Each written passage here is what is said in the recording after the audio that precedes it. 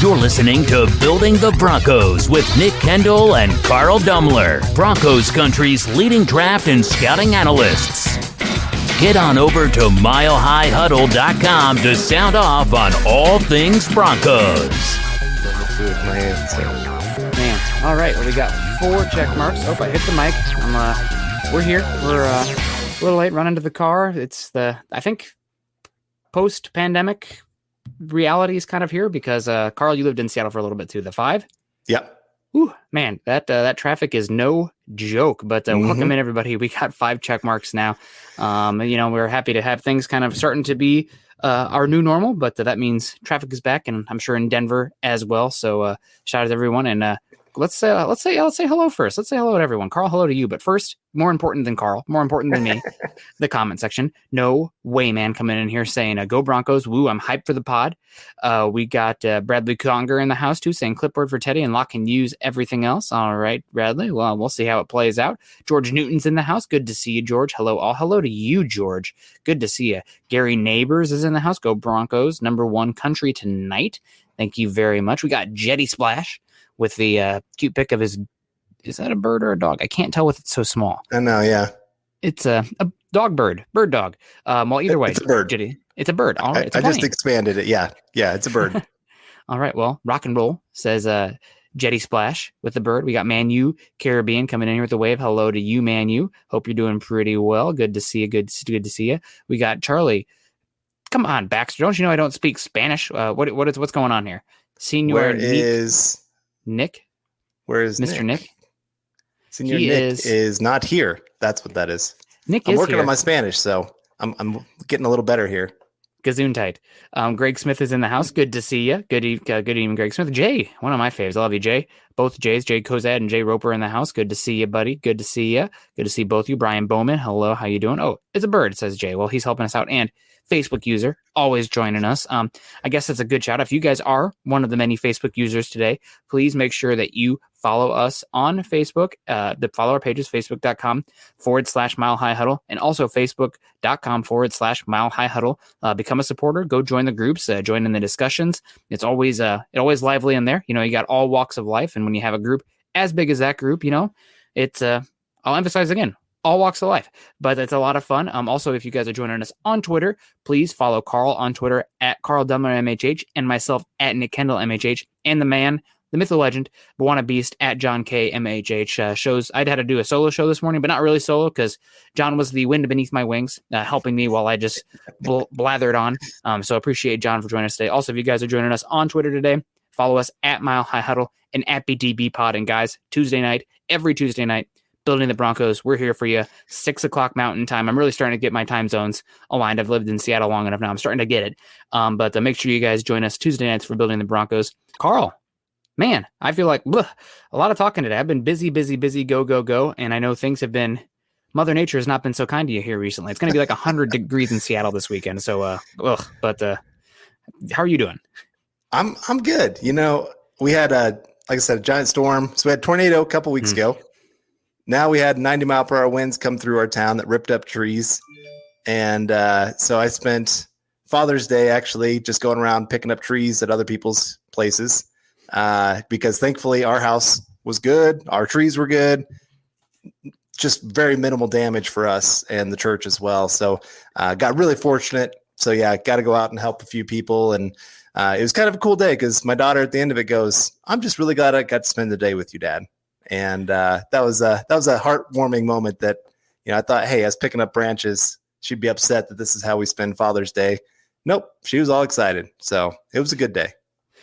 Sounds like my dog, who would also be happy to pick up branches anytime. No, but good to hear that. And happy Father's Day to everybody. Happy belated Juneteenth as well. I'm sure it's some holiday today as well. But hello. And I think John has something here for us from George, coming in with a super sticker with the pair, with the sunglasses, being a little flirtatious, I always love that pair, man. It's thick in the lower half with a $2 super. Thank you very much, George, coming in a little flirtatious with us. We appreciate you a heck of a lot. We also got 10-foot U coming in here today saying good to see you guys as well. Don't forget to smash that like button. I reiterate that. Good job. Thank you very much for the the free publicity there. Brandon Floyd saying, what's going on? Not too much, Brandon, just trying not to melt. It's hot here in Seattle. It's hot everywhere, but people around here, they don't have air conditioners, so they freak out. Marcus Lorma's in the house. What's up, fellas? Good to see you, Marcus. We got Ben Barron coming in here. Sup, guys, in Broncos country. Go Broncos. Lauren Weiss YEC in the house. Fort Smith, Arkansas. Good evening, MHH. Good evening to you as well. Gary Leeds Palmer. Gary, good to see you, man. It's always great to see you. Hello, Broncos country and BTB priests. Oh, man. I think it's the first time I've been dubbed a priest on here, Carl. I know by trade you get that title, but I don't want to burst into flames over here. I'm too rude. I'm not going to walk around. I'm Old Testament. Yeah, I think you'll be okay. I'll put in a good word for you. Oh, I need it, man. I need it. Marcus Lemon, Niner fan following because of my boy Carl. Oh, this is your buddy Marcus. That's nice. Yep. Did you help Marcus with his trees? I didn't check. I hope, Marcus, everything's good for your place. If you need any help, let me know. Got a little free time tomorrow. So, yeah, there were some big ones down, and some trampolines decided to go flying downtown as well. So, oh my God. Ugh. Yeah. There's like a really funny TikTok. I mean, it's scary as heck, but somebody did like a floating Mario Party song to a toilet, outside toilet. What are those called? Porta potty? Just Have you seen that video? I'll have to share No, it I out later. haven't. Oh man, Okay. Classic. But we got Albert coming in here. Say, don't forget to sign up with Facebook for all the extra content like Kelberman's Corner and the Trickle Zone. I wanted it to be Trickle Me Elmo, but that one did not fly. So sorry, Eric. We got Michael in the house too, saying good evening, Carl and Nick from Building the Broncos. How your day going, guys? It's hot. It's been busy, but it's good. Thank you for asking, Michael. And Carl, sounds like your day is going pretty well as well. Yeah, it's been a good one. Just doing a lot of time. It was a daughter day, so I got to hang out with her, and now I get to talk some Broncos. What could be better of a day? Oh man, maybe we could throw in a hike in there. Hey guys, took for the pod from Matt Henry, roughing the passer in here. How do you do, fellow kids? The Steve Buscemi bit, love it. How old are you, buddy? Man, that's got to let me know there. Bryce coming in here. Good evening, gentlemen. D Brown, only 70 where I'm at. Lucky dog, lucky you. Good to see. And saying, no way, man, saying Nick, you killed it this morning. Well, thank you. I'm glad somebody appreciated it. And EJ in the house. Ooh, a trickle of knowledge. That's a good one, too. But EJ saying, what's up, Broncos country? And Maurice. Oh, no, this is French. Nous sommes les Broncos et nous allons gagner. I hope I didn't say something inappropriate there. And also, I probably butchered that last one. I took French for 4 years, but I was not the best French student. I was definitely a remember right before the test, get it all out. Then it's gone.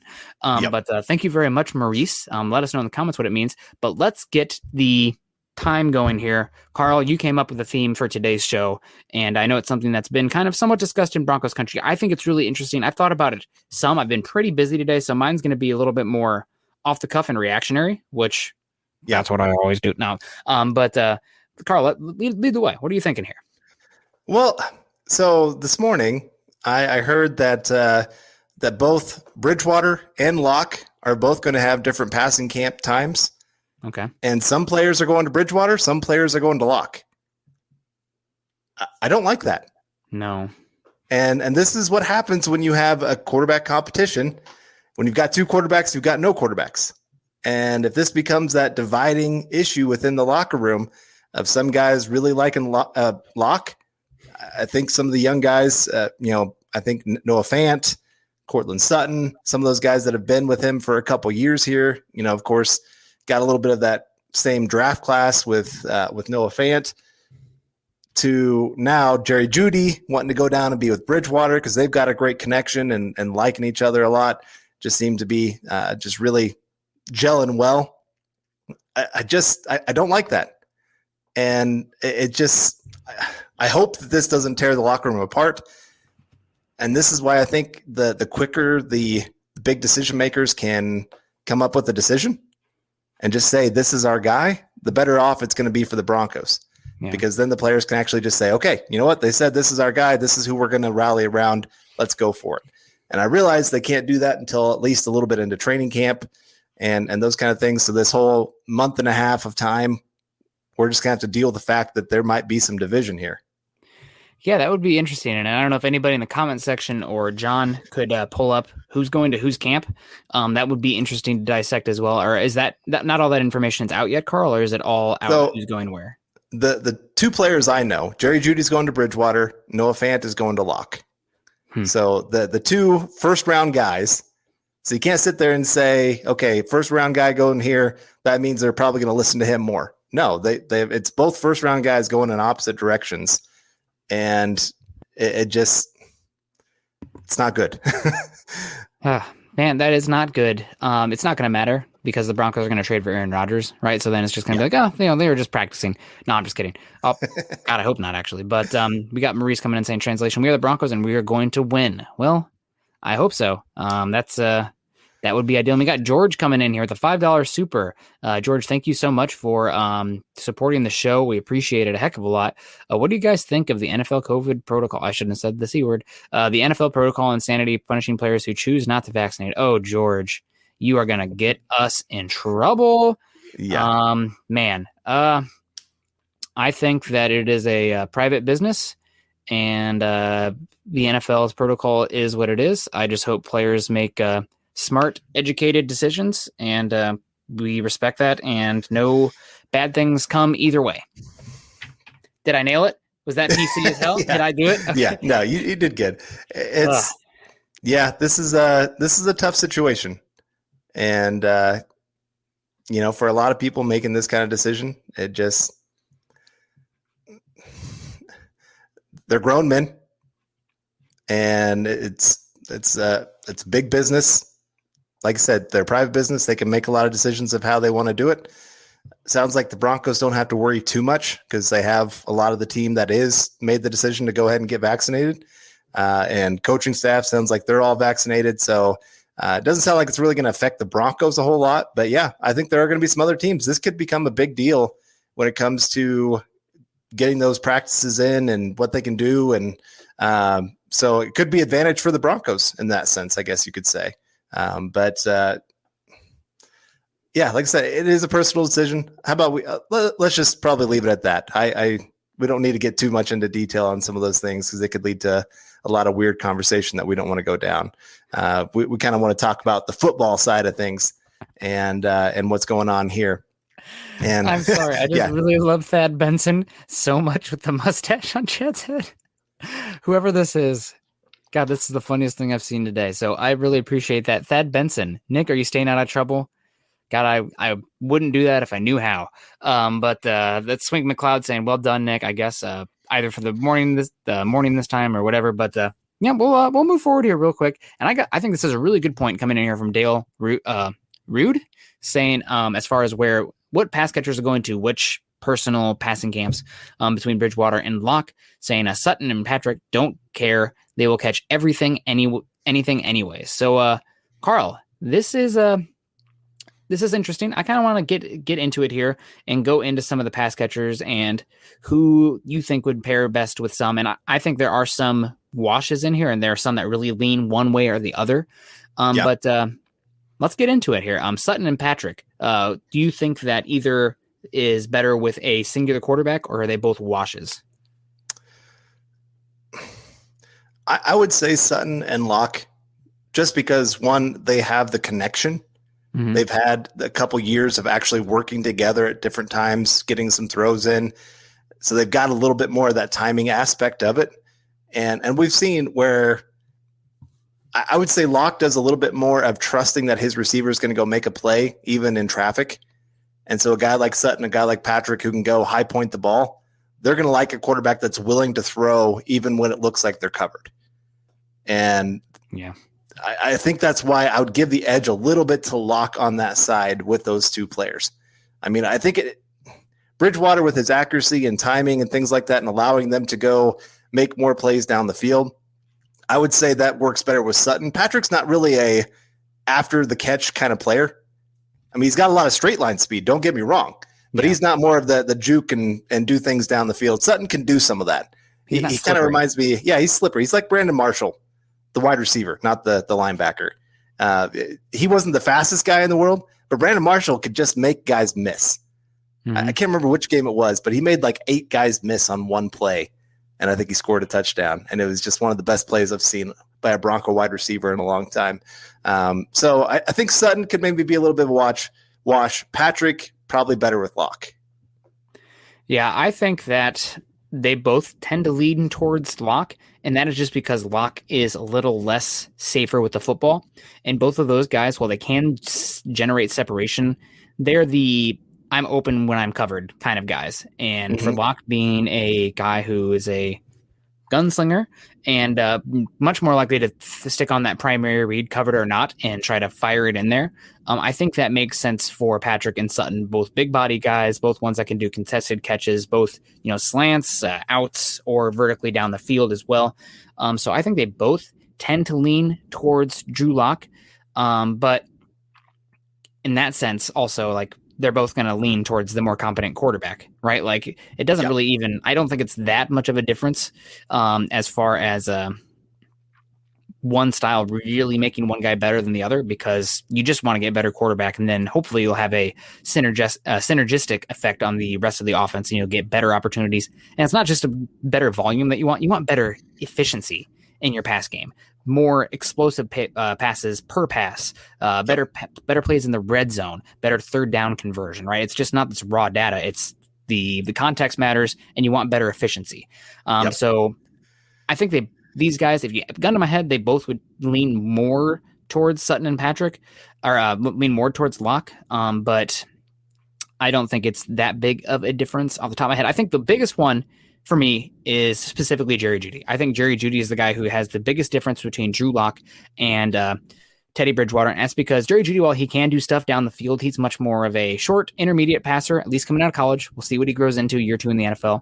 And timing is huge for him, right? And that's just something that Lock didn't have in college, didn't show it his first 2 years in the NFL so far, as far as the intermediate accuracy, short accuracy, and timing. That's just hasn't been his game yet. So we'll see. But I think Jerry Jeudy is the one who's if like Bridgewater is announced the starter, I'm trying to nab Jeudy in almost every single one of my fantasy leagues, especially PPR. Right. Yeah. And that's where, again, you see Bridgewater understand the system, understand that he is throwing to a spot more so than waiting for a guy to get open. I mean, that was something I was kind of hearing with some of the struggles that Locke had, where he was waiting for a guy to break open before making the throw. Now he has the arm that makes up for some of that, where he can still squeeze it in there. Where Bridgewater, again, he's thrown to a spot where he knows the wide receiver is going to be. And like I said, that's Jerry Jeudy. That's what he had in college with Tua.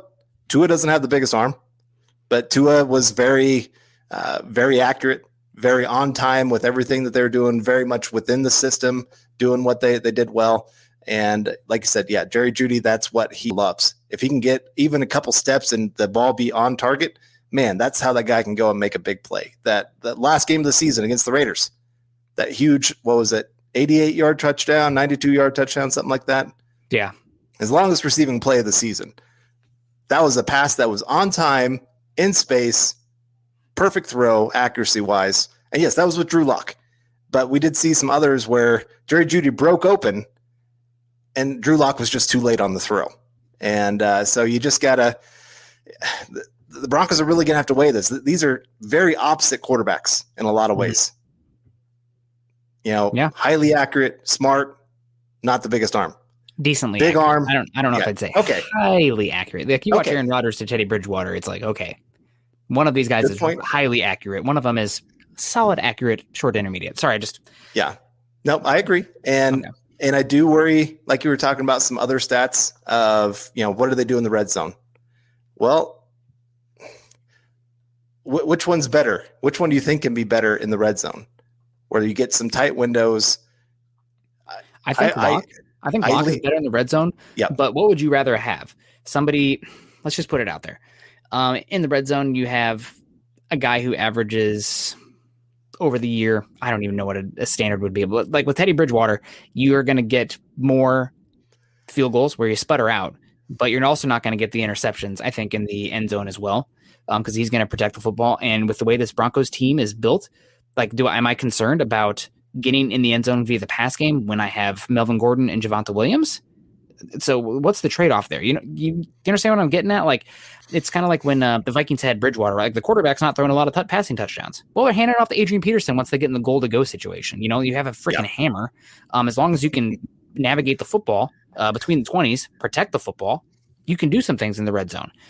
So I don't know. It'll be interesting to see what happens there, but I don't know. I just hope that either of these guys, I'm not really pulling for either of them, or I am pulling for both of them, but not one over the other. I just want the Broncos to really highlight their good weapons and protect the damn football, because this is a defensive-oriented team. Let's let the defense play with the lead for once, or not with like terrible field position, because I am freaking tired of it. I want to see Von Miller get 15 sacks this year. I want to see all the interceptions come back, et cetera, et cetera. So Swink coming in here. Also, Gary, I didn't know you were a dancer, Nick. Only after a few adult beverages, and even then, no. Let's keep going here.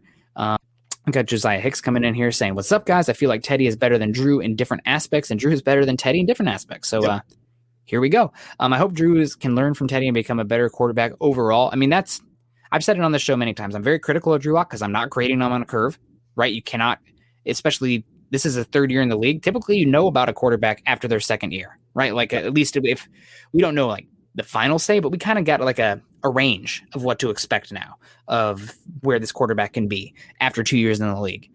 Even if they didn't even play their first year, typically, after their second year. So I'm hopeful for Drew Lock, but we will see. And Carl, do you have a birthday coming up? I saw somebody mention Carl's birthday. This is for Carl's birthday. No, I had one in April. So okay, that's right. Got a little ways away. It's around the draft. Yeah. Yep. So it'll be a little bit of time, but hey, if you want to start sending stuff for the birthday now, I'm not going to disagree with that.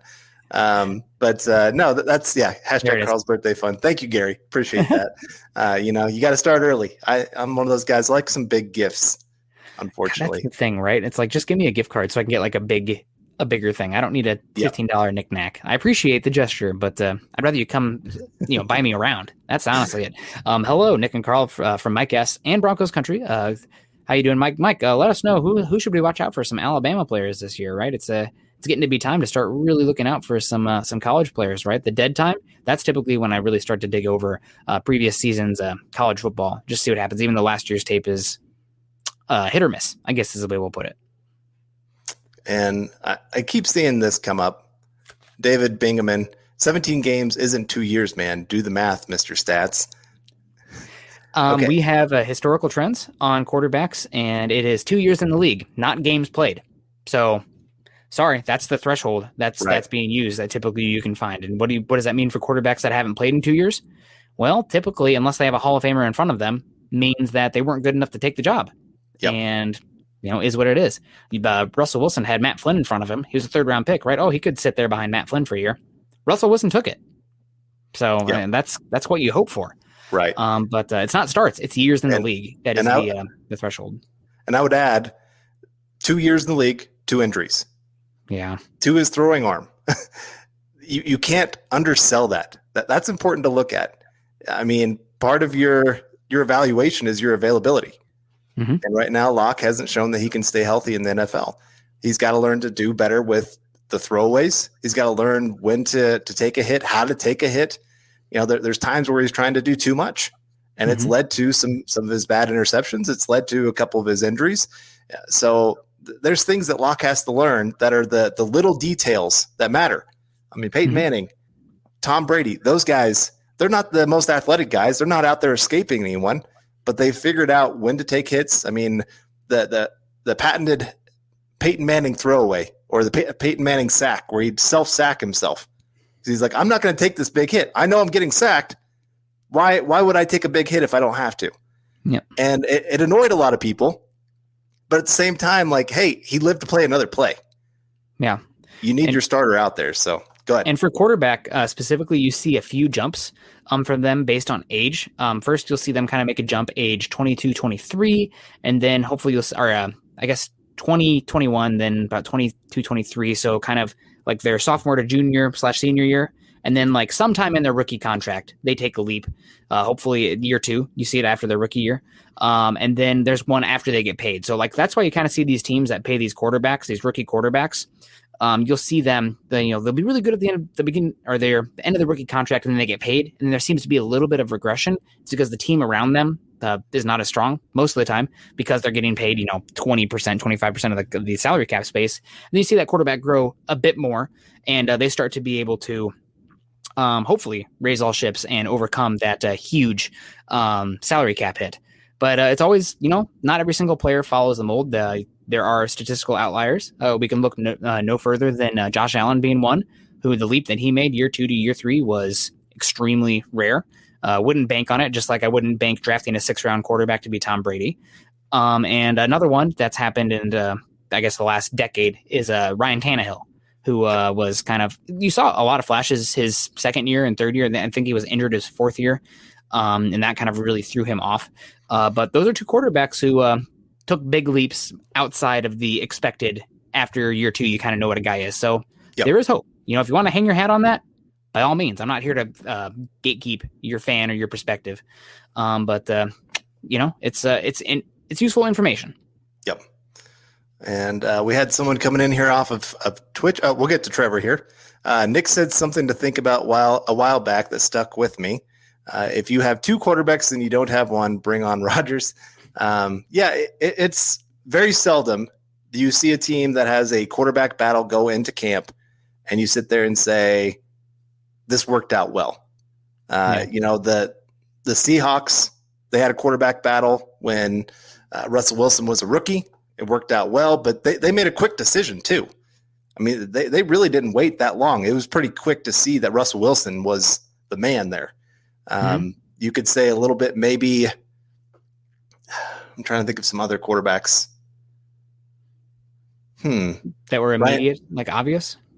Well, I mean, I guess you could say Ryan Tannehill and Marcus Mariota, where they actually picked Marcus Mariota, which was the wrong decision. And he got benched, obviously, against the Broncos after they were not doing well for the season. Yeah. And then it worked out well, where then they went to the playoffs, made it to the AFC Championship game, and the rest is history now, where Ryan Tannehill is one of the highest paid quarterbacks. And so even there, you kind of see sometimes you even make the wrong decision. You go with the safe decision, which maybe that's what the Broncos do too. Make the safe decision, go with Teddy Bridgewater, and it's not working out, and you switch to Locke, and you're like, why didn't they start with Locke? There's so much that goes into this. I think there's a lot of hope for Locke, though, for that reason, because like I've said it many times on the show with Scott, that this is probably the first time in quite some time that Locke has had legitimate competition, and he's going to have to go out there and earn it, right? Like it's not like it's been handed to him, so to speak, but like 4-star recruit going to Missouri. It's not like he's going out there battling Alabama, Ohio State, 4-star, 5-star, Oklahoma, 4-star, 5-star quarterbacks, right? So he was always going to be a dude there. And then when he came to Denver, unless you bought the absolute BS that was Joe Flacco's in his prime from the Broncos PR machine, oh yeah, we still believe he's got Super Bowl football in front of him. So obviously they were going to go to Drew Lock pretty quickly there, and not really much of a competition in that regard. And here we are, first time in potentially his whole career that Drew Lock is going to have to go out there and legitimately earn it and battle for the position. So, I think we'll find out a lot about Drew Lock and what he can be in his career just over training camp this year, because if he's going to be the dude, and how some of these people in the comment section and Broncos country in general talk about Teddy Bridgewater, if Drew Lock can't beat out Teddy Bridgewater for how you perceive Teddy Bridgewater, here's your sign. Right, like read the room, right? Like here we are. So I'm pulling for best case scenario. It's Drew Lock wins, but we won't know until we know. Yeah, no, I agree. I like that comment. Joe Flacco self-sacked himself. Yeah, and unfortunately, Joe Flacco, he'd never really proven to be. I mean, Manny could get away with it because you saw he could make up for it. Joe Flacco could never make up for it. And then Albert coming in here. Locke wasn't supposed to start his first year with Flacco on the team. Yeah, to a point. I think they saw that there was some time that he needed to really adjust to the NFL because he even had his struggles there in college. That's why he fell to the second round. And it was just going to take some time for sure. But you like to see some things that are here's my problem. I guess I'll just throw this out there. My problem with Locke isn't like, oh, he had all these bad interceptions or anything like that. It's how he had the interceptions. that the same problems that I saw in the tape from his freshman year of college are a lot of the same problems I still see second year in the NFL. That's the problem. When you're seeing still a lot of footwork issues where he's not really setting his base very well, and it's leading to not great accuracy. When you still see that he's struggling with touch passes, he still just has the fastball. When you see some of his decision-making going where he's throwing into third or to triple coverage at times, leading to some bad plays. When you see situational football still having some problems of not knowing when to throw it away, those are the things that for 6 years. So when they're saying, wait, have patience with him, and I'm saying, well, 6 years of this kind of leads me to believe it's hard for me to believe that this is going to change. That's my one issue. Now, I hope I eat crow on that. I really do. Yeah. I really do. I hope Locke turns into something great. I just hope all of you can come here in the comments and just say, Carl, you're an idiot. and I'll just sit back here and just take it all. I really do. I hope that's exactly what happens. Yeah, I'll sneak in behind him, like with the mustache on, like, yeah, Carl, you idiot. Like, you don't even go here. We got speaking of not even going here, Chad, what you doing, buddy? Welcome in, saying, yeah, boys, with a $10 super. Well, Chad, thank you very much. Good to see you. We also had Thad Benson in here earlier, and unfortunately, I think Thad might have a better mustache than you, Chad. It's Thad Benson. That's not a way to get Chad to do more supers. Oh, here we go. Thad Benson. Sorry, that absolutely kills me. I'm not sure who that is. If that's Chad too, that is a massive one up for doing the obvious. Nobody would expect him, right? Yeah. And we got a $20 super coming in here again. Also, Broncos 17-0 was in here this morning to support me. So thank you very much. As he says, coming in again. Whoop. Well, double whoop for you, Broncos 17-0 over on YouTube.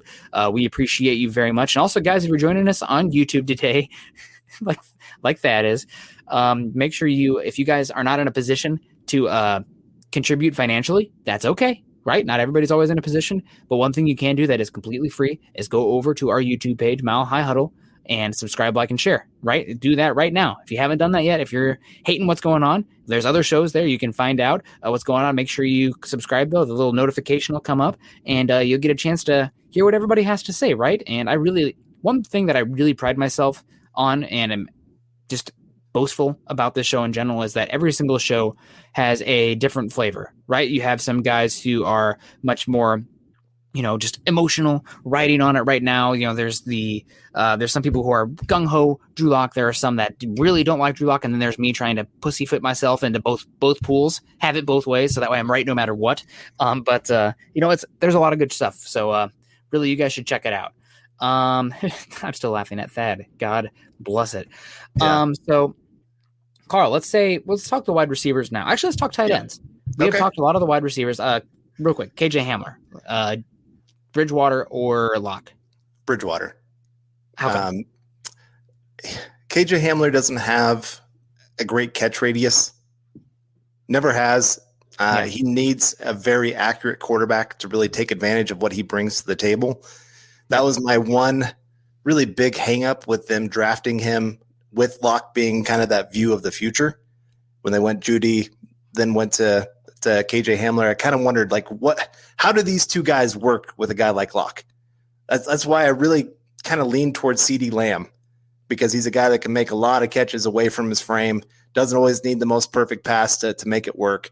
But again, KJ Hamler, if it's not between the numbers, if it's not within about right here, he's not making the catch. Or at least it's not going to be it's going to be seldom that he makes that great, outstanding catch. And the best thing about KJ Hamler, it's not just that he can win over the top deep speed, because that kind of probably leans towards Locke. His best plays in college were a lot of those quick slants where you're getting the ball into his hand quickly and letting him embarrass players trying to take angles to make a play. Yeah. That speed. It's the same with a lot of the fast guys.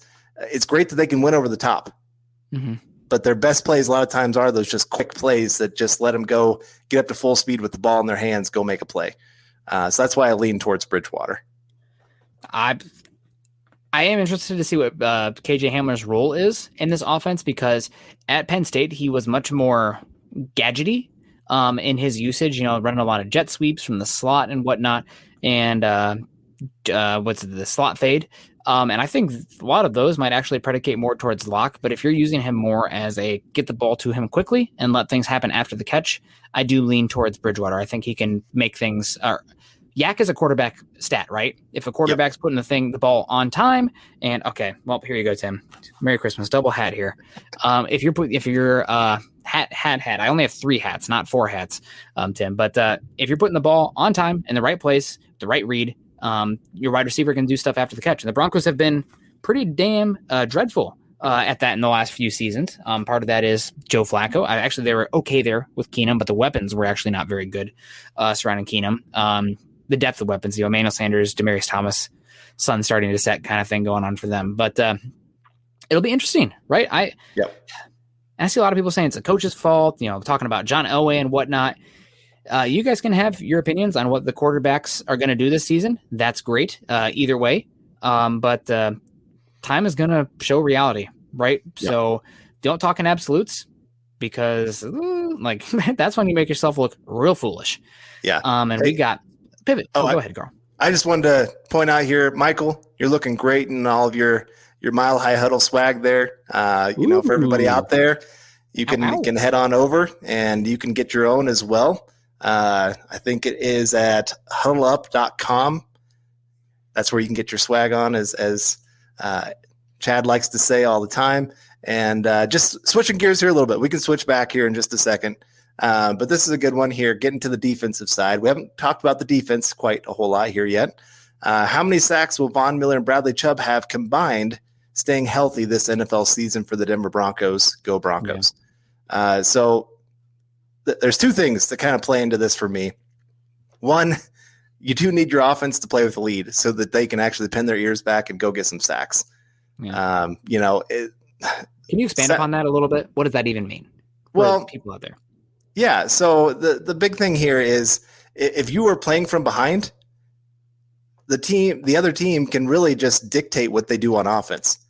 You can't sit there and just say, we get to go rush after this quarterback, because they have no choice but to pass the ball and try to catch up. And, Von Miller and Bradley Chubb, when they can get after a quarterback like that, man, yeah, they're going to get tons of stats. They're going to get stats on stats on stats. But if they're always having to play from behind, it just puts them in a disadvantage of trying to do that. I think that they could really be the best edge duo in football this year, but they might not get the chance to actually prove it. That's the problem. Now, if the offense is out there putting up some good numbers, getting them in an advantageous situation, where they're not having that big turnover that puts them already in the red zone from the start of it, I could see them getting 30 sacks this year. Maybe a 16-14 split. Man, that would be great. Yeah, that'd be amazing to see. But I could actually see that happening, because they're both great pass rushers. They've both shown at different times they can really put up the stats real quick. But again, this is where so much of football is complementary, where you got to have something else to make something else happen. Wide receivers can't be great if they don't have a quarterback that can get them the football. Offensive linemen, sometimes they're like, oh my gosh, look how many sacks they're giving up. Well, like Jeff Driscoll, he was one of the worst quarterbacks in football when it came to holding on to the football and giving up sacks. A lot of his sacks are on Jeff Driscoll, not on the offensive line. Yep. But the stats go against the offensive line. Everybody's going, oh my gosh, they gave up 10 sacks in this game. So again, just so much of football depends on so many other things going right to make something else go right. Yeah, no, that's a good call. I guess if we were putting Vegas on it and an over-under, what would you say, Carl, for the sacks? I would probably put it at 25 here. I was going to say 21. And it's not because of that. It's because you have to account for injury, right? If one of those guys misses 4 to 6 games, that throws off everything. So, you have to at least look for that a little bit. And I want to get to here real quick, just to correct a comment on here, just to make sure we're getting good knowledge out there. It was from Free Earth Citizen, who I saw here, who always brings in some good stuff here. Broncos will have until May to decide whether or not to exercise Lock's 5th-year option. No fifth-year option for Drew Lock. Drew Lock, not a first-round pick. That decision will be for Noah Fant. So I just wanted to correct you there. No fifth-year option. That's worth talking about. Let's get back to Michael here real quick. Look at that. Look at that guy. Ooh. The hat on, the shirt. Next time I'm going to crop Carl and I's faces on it just because it needs to be about me. That's right. But no, it's that's a great shirt. Thank you so much for the support too. And also fun to see those out there. Hopefully those football priests are having some good conversations with a holy power to have Drew Lock turn around this season. Only 5.5 for Chubb, free Earth citizen. That's hurtful. I don't know about that. Man, 27 sacks. See, you guys have to account for injury probability too with that over under. So I don't know, 30 sacks between them. If we get a fourth quarter lead, EJ, we'll see. We will see. I hope so, guys, because I really like both those players a heck of a lot, and I love pass rushers probably more than any other position. So that would be amazing. We got Dale coming in here with the $5 super over on YouTube. Thank you so much, Dale. We appreciate you. I would be happy seeing Locke play at the same pace as his final 6 games last year. 4,063 yards, 26 touchdowns, 14 interception pace. I don't see Teddy doing any better. Can we play the Los Angeles Chargers and the Las Vegas Raiders defenses for those 16 games as well? Because then we're talking, baby. Yeah. I don't know, guys. It's tough. The Broncos offense should be better next year, but you can't talk about those stats last year without talking about also the Panthers. Terrible defense last year as well. That's half the games against the bottom 5 defenses. So, right. But I will say, if these are the stats that he does put up for the season, I'll feel pretty good about the team. It doesn't keep me from going quarterback early in the draft next year, because this is still at best middle of the pack quarterback play. This wins this team 10 to 11 games though. So here's the crazy thing. I think the average quarterback rating, this is including all backups that played every snap. Do you know what the average was this last season? 91? 93. Ooh, my God, man.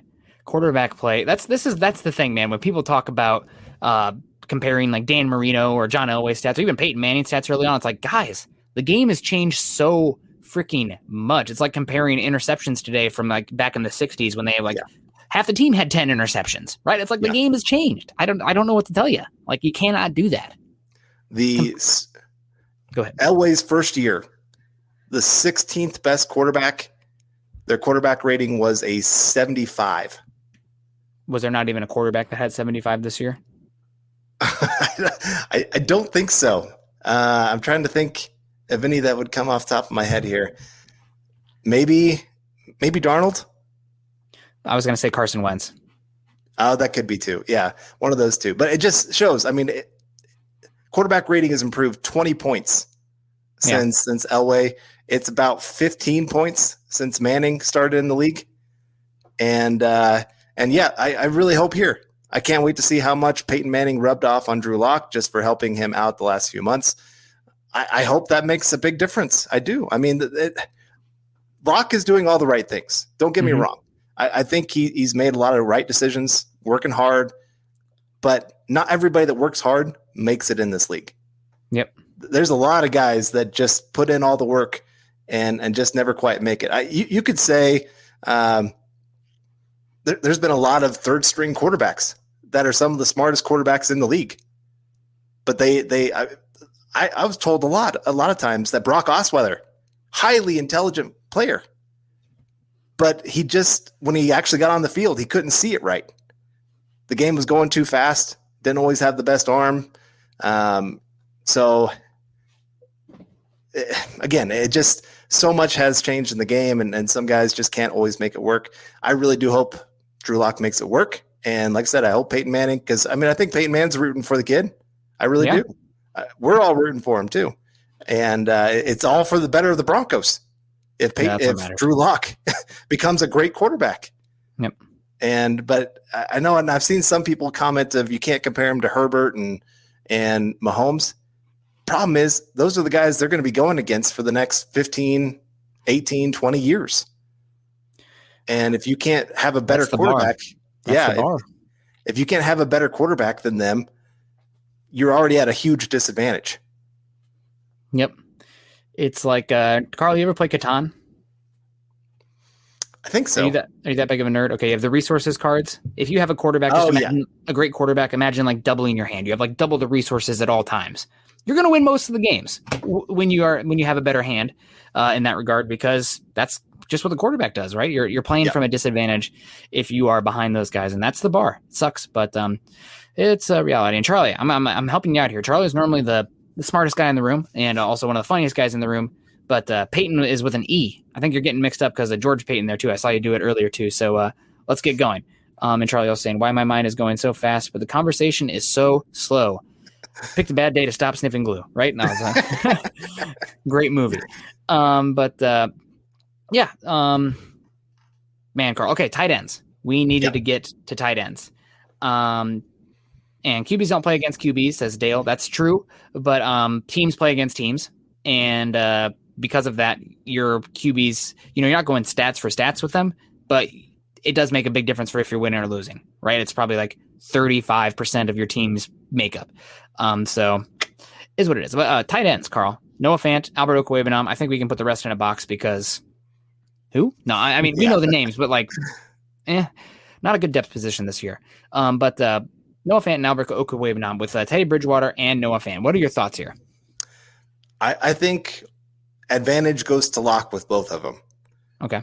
Because Locke likes to attack the middle of the field, where Bridgewater's more about the edges. I mean, you look at what he did in Carolina. He had 2 wide receivers that went over 1,000 yards. Yep.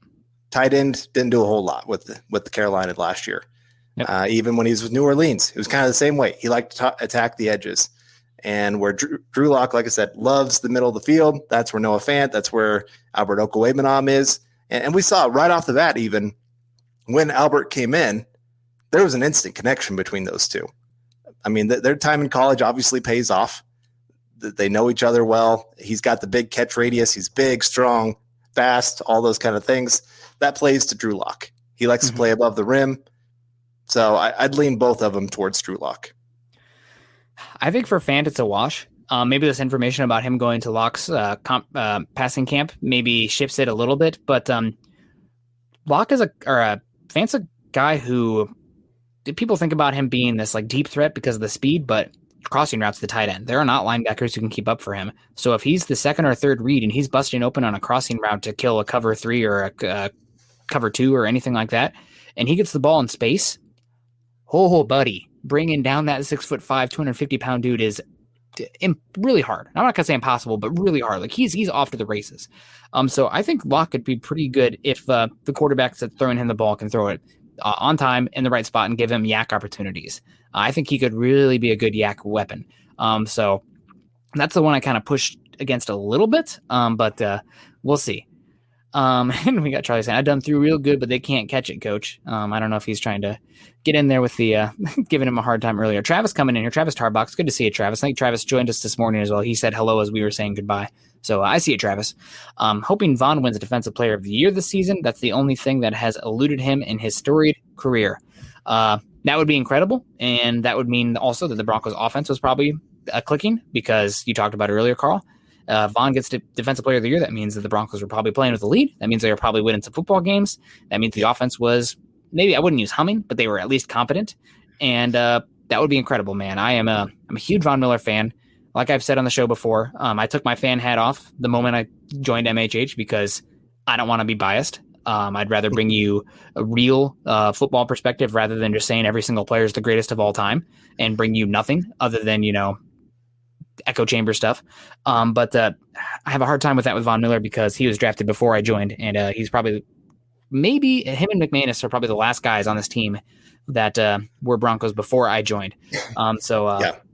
I will admit I am fully biased, full gung-ho cheering for Von. Yep. I'm with you. I still remember where I was when he was drafted. I was at Buffalo Wild Wings, and the draft happened to be on, of course, on all their TVs and everything. And I was with a bunch of Chiefs fans, and they kept asking, who are the Broncos going to take at number 2? And I told them, I said, I thought they'd lean towards Patrick Peterson. Just needing that other cornerback opposite of Champ Bailey, kind of getting his, replacement there eventually. And then I told him, but I really want this Von Miller guy. That man is just a man amongst boys on the field.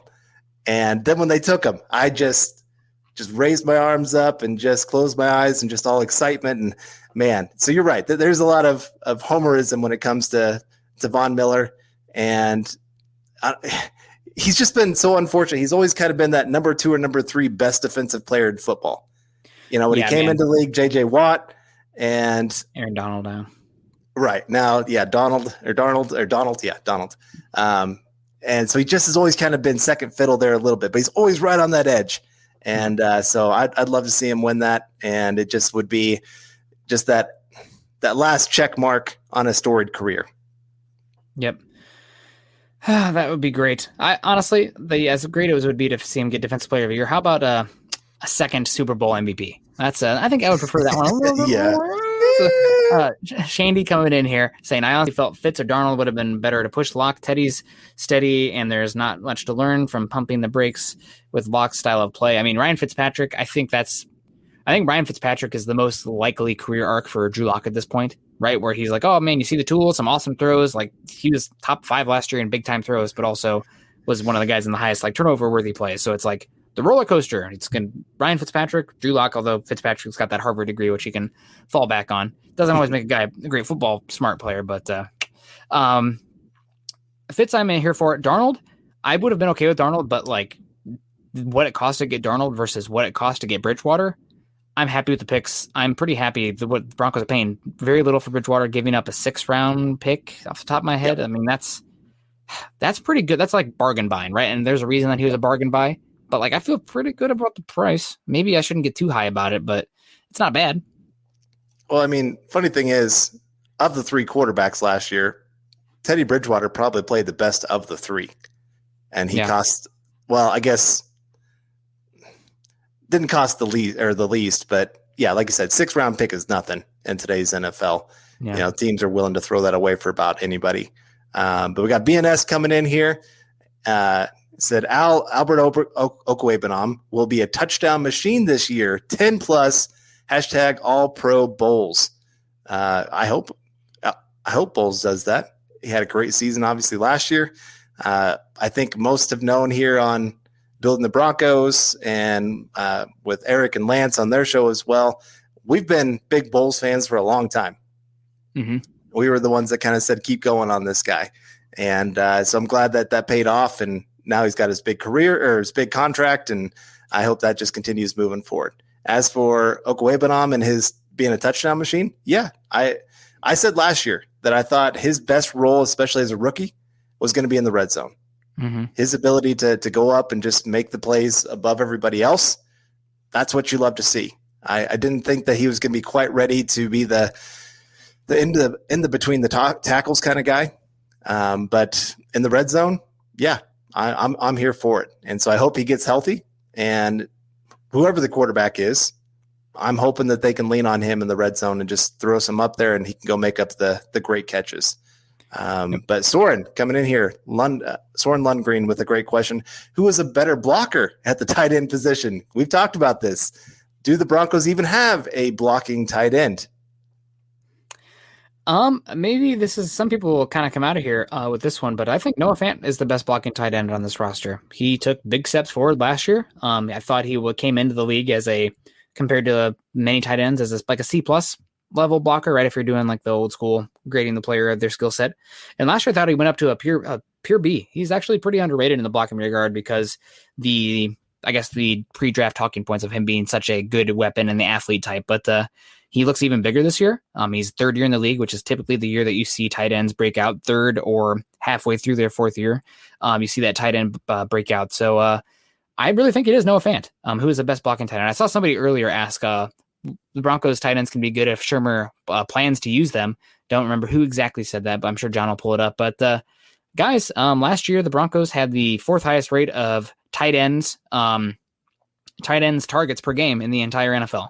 So what does that say, right? Like they weren't the highest in 12 personnel, but they did use the tight end a lot. They were targeting the tight end a lot. The only teams they were behind were the Raiders, Darren Waller, the Chiefs, Travis Kelce, and the Eagles, who, don't have anybody I would say that's better than Noah Fant, but Zach Ertz and Dallas Goedert, right? So it's like Broncos are not using tight ends. I think that's just a bad narrative. I don't know who really started that, but the ball's getting to the tight end.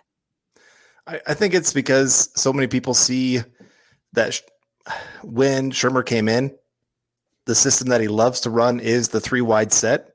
And they did play average, like 12th ranked in terms of 12 personnel. So that is the 2 tight end stuff. They're not leaning into it, but they're also not like dead last, not even close. Right. Yeah. I think just because he came into it that way, there's a lot of people that thought that's exactly what he did because the tight ends didn't put up big stats. Well, the entire offense didn't put up big stats. So it just kind of plays into that whole idea. Can't play at tight end if you don't block. That's very, very true there with Iowa. Everybody has to learn how to block. Yep, and Michael coming in here saying undrafted tight end Sean Byer from Iowa could be the next undrafted player to make the Denver Broncos roster on offense. That would be great. Sean Byer from Cedar Rapids, Iowa, traveled down about 30 minutes to Iowa City.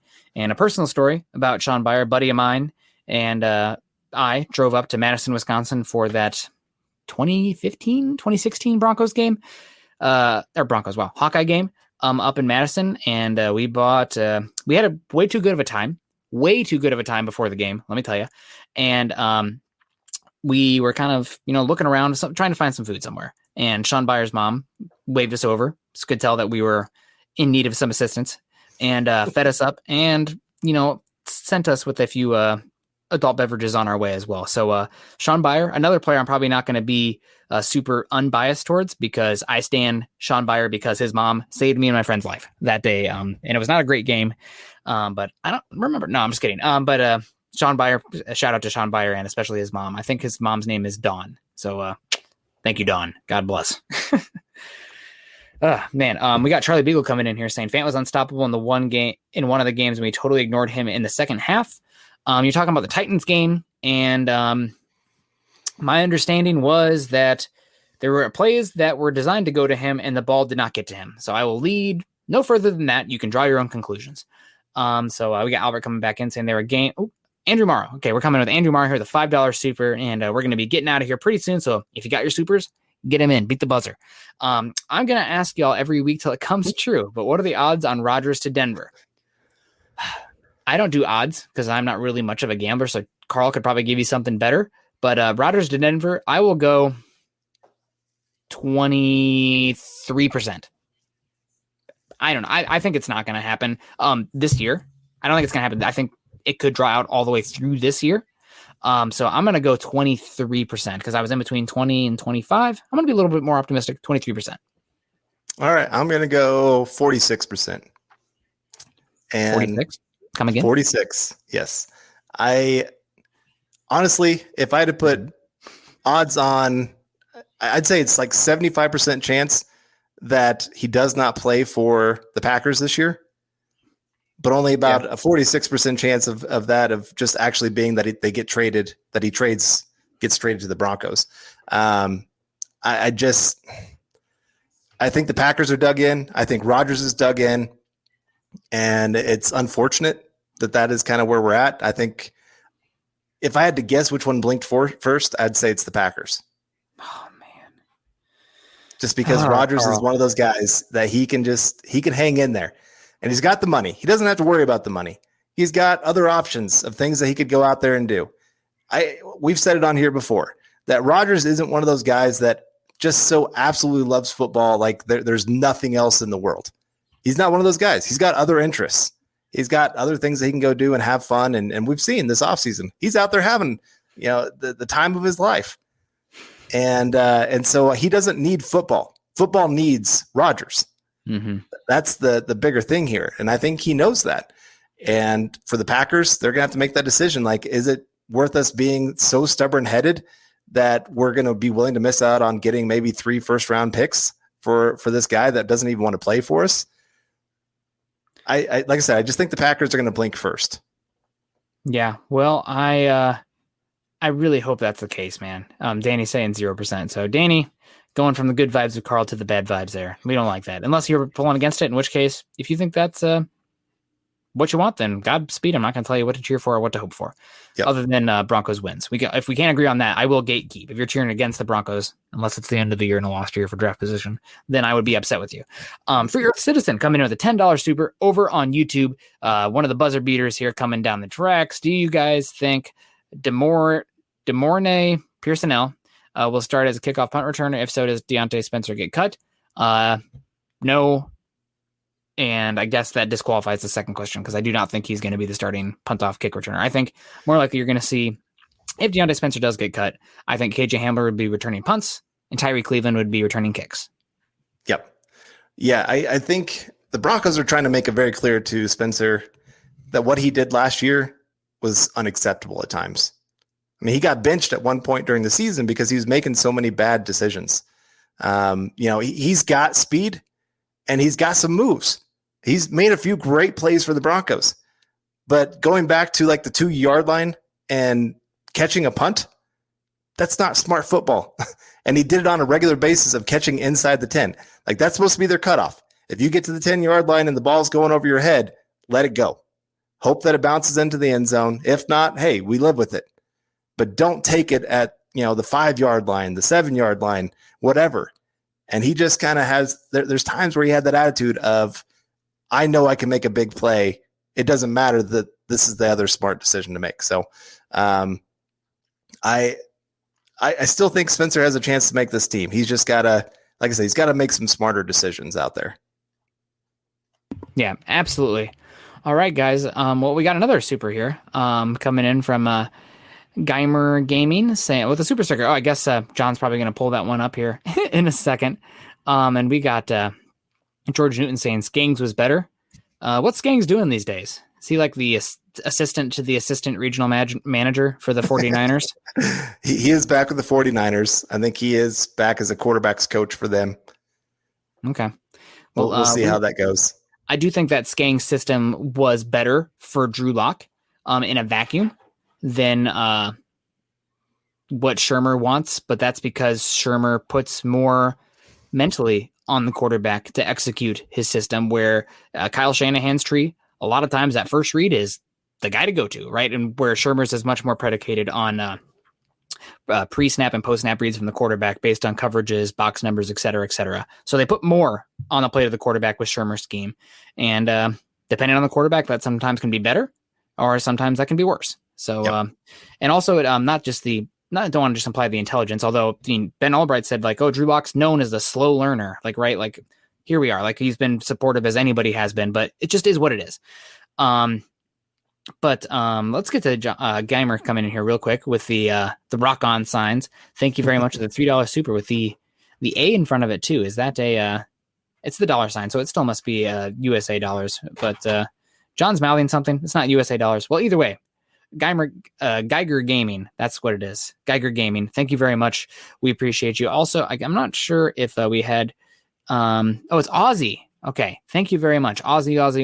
Oi, oi, oi, oi.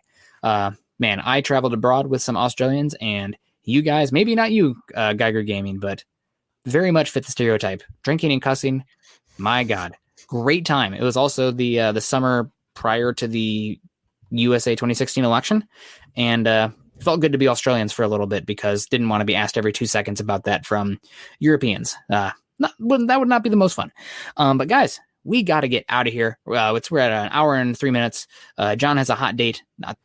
I don't know. I'm just making excuses. He's just rolling his eyes. Maybe. Ooh, kissy face. John, don't tease me. That's already too hot in here. But that's gonna do it for us. We appreciate everybody who came in today and contributed so much. I know that times can be tough, but anybody who did a super chat, superstar, super sticker, we see you. We really appreciate it. Helping keep the lights on the show.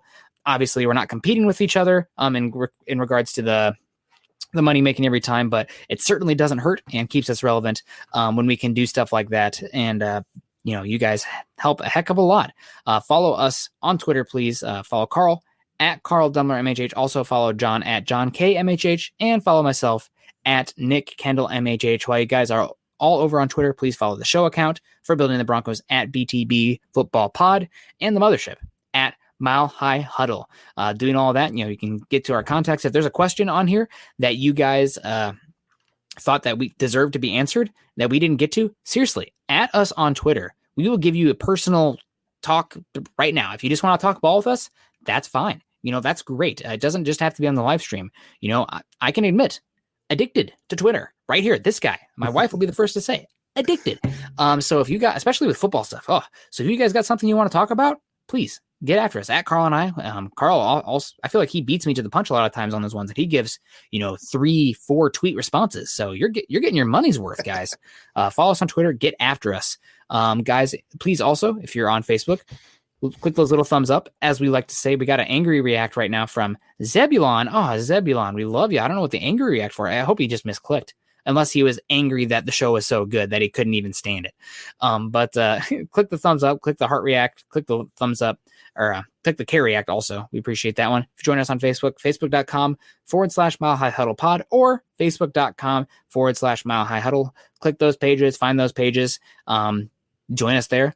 Also, guys, make sure you are, there we go, joining us on YouTube by subscribing, liking, and sharing. I know that not everybody's in a spot where they can financially contribute, but doing this can help us a lot as well. It helps all the shows also. So thank you, everybody, for coming in, being supportive. Mike S. saying, love the show. Mike, we love you. I'm not the biggest Alabama guy out there, but seeing you in here with the Alabama stuff, you're definitely giving them a good name. So maybe I'll lean into them a little bit. I guess the Broncos drafting them back-to-back years might do that too.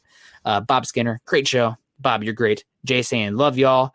Thad Benson saying, good work, fellows. Thank you very much, Thad. God, what a handsome lip sweater that is right there. Trevor Sandel saying, thanks for a good podcast, fellas. Pillar came in late, guys. The show is going to be up on iTunes, Spotify, wherever you listen to podcasts. You can find it on there. And EJ saying, great show, guys. Yeah, that's going to do it for us, guys. We love y'all. Yeah, anything you want to say before we get out of here, Carl? Yeah, just what EJ said here. Buenas noches, Broncos country, or good night, Broncos country, for those who do not Espanol. No, just thank you guys all for joining us. And I know sometimes we disagree. As we saw here today, there were some that disagreed with us, and that's fine. We love that. We really do.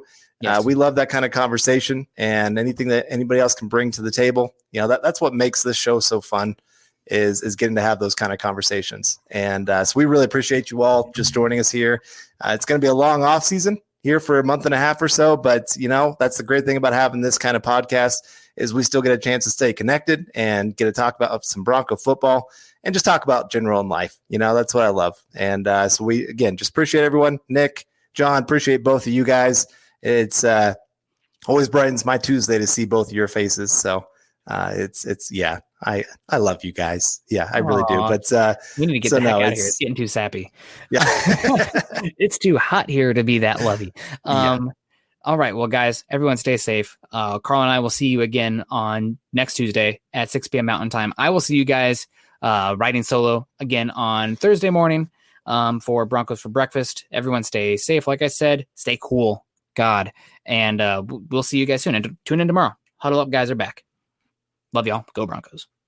You've been listening to Building the Broncos. Join Broncos Country's deep divers at milehighhuddle.com to keep the conversation going.